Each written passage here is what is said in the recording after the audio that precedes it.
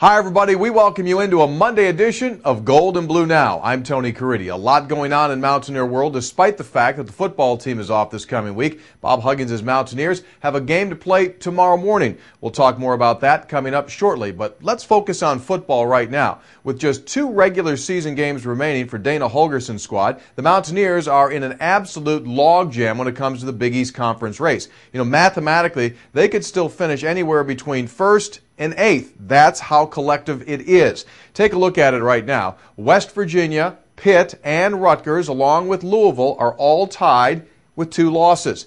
Cincinnati, despite its loss to West Virginia over the weekend, is still in first place, but many different variations can happen. One thing, however, that Mountaineer players say is coming off of Saturday's emotional victory over Cincinnati, they feel as confident now as they have all season as they head in to the final 2 games of the year. I think they see it better now because, when we took the loss last week, some people were down a little bit, like we don't got a chance now. But all that did was we just not in control of our own destiny now. We still have a shot, though, definitely. I think we turned the corner. It's not good that it took us this late in the season to do it, but I definitely think we turned the corner, and the morale's up.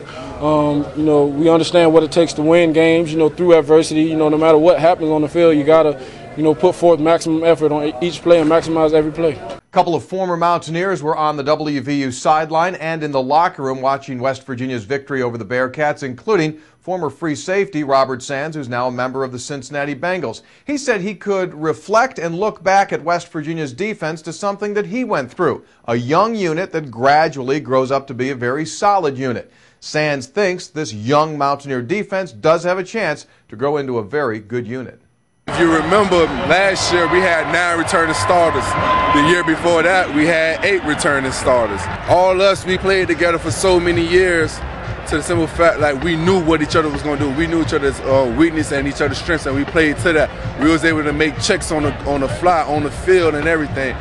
Everybody was a leader. Everybody was held accountable for their actions. And right now, you got the younger guys in. They didn't have that game time experience like that.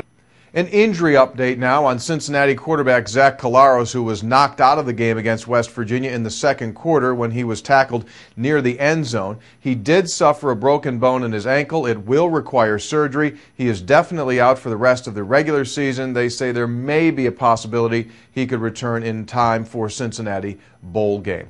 Well, West Virginia's basketball team, now at 1-0, has a very unique challenge facing it tomorrow, a 10 a.m. start against Kent State. Now, the Golden Flashes are solid. They're the preseason pick to win the Mid-American Conference. Head coach Bob Huggins was happy with his team's 78-71 victory over Oral Roberts back on Friday, but he says there are still many, many things that his young team has to do in order to be continually successful. None of them understand how hard this is. This isn't YMCA. This isn't AAU, This isn't high school. They don't understand how hard it is. And I'm afraid sometimes they come to practice to get through it. They don't come to practice to get better. And we've kind of turned it up on them a little bit. My patience is starting to wear a little thin. Of course, we'll have complete coverage of West Virginia and Kent State coming your way. Our pregame coverage with the Coliseum Countdown, yes, believe it or not, starts at 9 a.m. and then after the game, we'll have a complete wrap-up on the Metro News point after. And speaking of times, Dana Holgorsen's press conference normally takes place on a Tuesday, but with the Mountaineers being off this week, West Virginia has moved that press conference to today. It'll be a noontime start. You'll be able to watch the live video stream right here at WVMetroNews.com beginning at noon. Well, that'll do it for us. Thanks so much for being with us. We'll see you again tomorrow on Gold and Blue Now.